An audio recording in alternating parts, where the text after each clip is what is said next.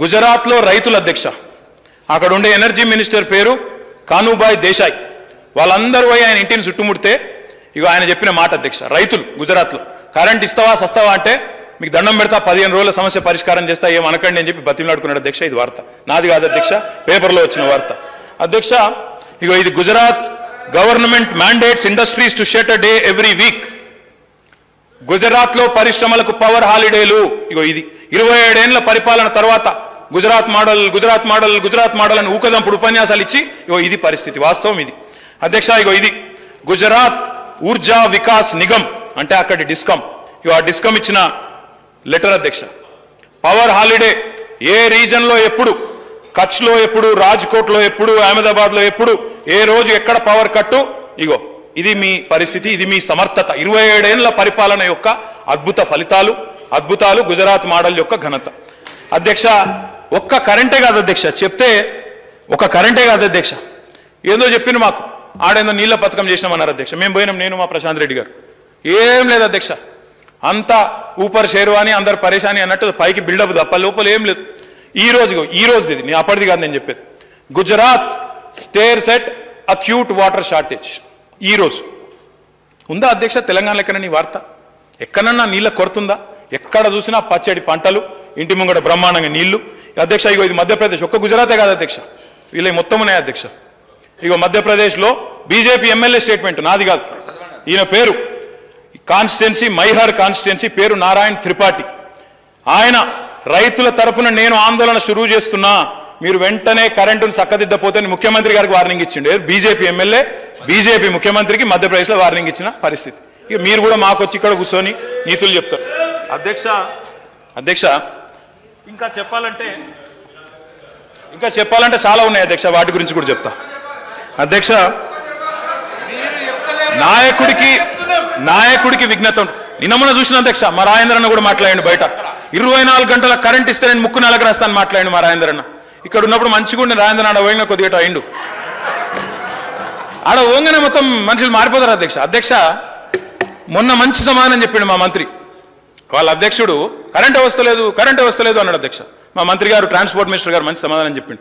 Current వస్తలేదు అంటున్నావు కదా, యాడ పట్టుకుంటావో చెప్పు, నువ్వు కరెంట్ తీగలు పట్టుకో, బరాబర్ వెళ్ళిపోతుంది దేని దానికని చెప్పిండు అధ్యక్ష. నేను ఆ మాట మిమ్మల్ని అంటలేను, పొరపాటున కూడా మీ ఇద్దరు బాగుండాలని కోరుకునేటోని, మిగిలిందే మీరిద్దరు మంచిగా ఉండాలి, బాగుండాలని కోరుకుంటా అధ్యక్ష. ఒక రంగాన్ని ఒక విభాగాన్ని సమర్థవంతంగా దానికి న్యాయం చేయాలి అంటే నాయకుడు నటించొద్దు అధ్యక్ష, లీనమై పనిచేయాలి, జీవించాలని. మా ముఖ్యమంత్రి గారు అధ్యక్ష, ఆయన సమయము అవి చూడడు అధ్యక్ష. మేము మా రాజేంద్ర గారు కూడా తెలుసు, ఎవరికో కాదు, ఈరోజు అక్కడ ఉండొచ్చుగా, అన్న కూడా తెలుసు, రాత్రి 2-3 దాకా ఐప్యాడ్లో ఆ డిస్కామ్ ఫెయిల్ కావద్దని, 15 గ్రిడ్ సైకిల్స్ తిరగాలని, లోడ్ షెడ్డింగ్ విషయం కానీ ఇంకోటి కానీ నిరంతరం పర్యవేక్షిస్తూ కరెంటును బాగు చేసింది కేసీఆర్ కాదా అధ్యక్ష? ఇది ఎవరన్నా కాదంటారా? కేసీఆర్ రాకముందు ఎట్లుండే కరెంటు, వచ్చినాక ఎట్లుంది కదా తెలియదా మీకు? వాస్తవం కాదో చెప్పండి, నేను కాదంటనా? అరే ఇదివరకు ఎట్లుండే, ఈరోజు ఎట్లున్నది? 7,778 మెగావాట్ల నుంచి 18,000 మెగావాట్లకు ఉత్పత్తిని పెంచితే అదేది కాదన్నట్టు, దాన్ని గుర్తించనట్టు, మొత్తం కష్టాలు ఉన్నాయి, కరెంటు చీకట్లు ఉన్నాయని మాట్లాడితే ఎట్లా అధ్యక్ష? ఇంకా దారుణం ఏంటంటే అధ్యక్ష, సరిగా మీరు చేసింది చెప్పండి, చాలా ఉంది కానీ